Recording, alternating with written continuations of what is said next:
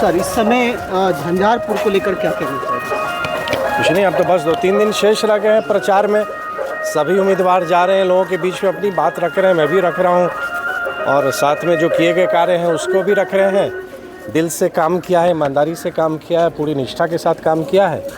अब देखना है कि झंझारपुर की जनता अपने हित में क्या फैसला लेती है। अगर जनता चुनती है आपको तो सबसे पहला काम क्या रहेगा सर? देखिए, बहुत सारे कार्य हैं। अगर आपने मेरा रिपोर्ट कार्ड देखा होगा, बहुत सारे ऐसे कार्य हैं जो स्वीकृति के अंतिम स्तर पर है। चाहे वो जल निकासी हो अपने नगर परिषद का, या सेंट्रल स्कूल की स्वीकृति मिल गई है, या कोल्ड स्टोरेज का अभी निर्माण होना है, या बाज़ार समिति का डेवलपमेंट होना है, फैक्ट्री आनी है, जो उद्योग विभाग का प्लग एंड प्ले बन रहा है, वहाँ निवेशकों को लाना है। तो अभी बहुत सारे काम हैं जो ऑलरेडी हमने शुरू कर दिया था, उसको परिणाम तक पहुँचाना है।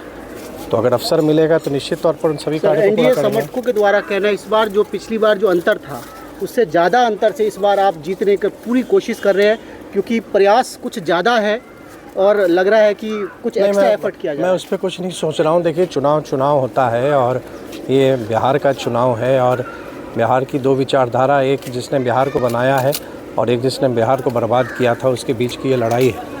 हम जीतेंगे तो निश्चित तौर पर मुख्यमंत्री नीतीश कुमार जी के हाथ मजबूत होंगे, उनकी संख्या बढ़ेगी। फैसला जनता को करना है। अब जो 11 तारीख को झंझारपुर की जनता सजग है, वो समझती है उनके हित में क्या है, वो वोट बर्बाद नहीं करेगी।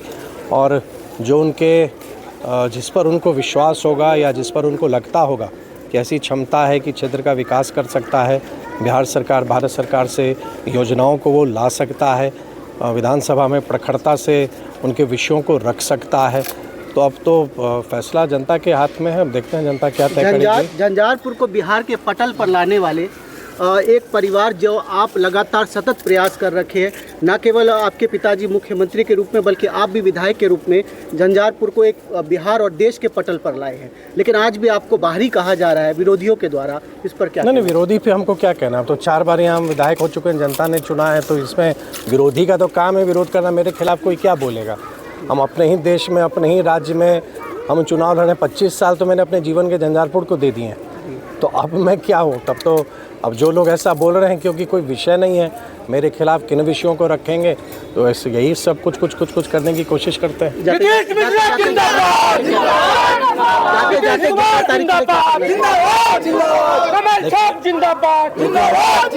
आपके माध्यम से जहाँ तक मेरी आवाज़ जा रही है, मैं तो यही आग्रह करूँगा झंझारपुर के लोगों से कि एक परिवार के सदस्य के नाते दिल से झंझारपुर की सेवा की है।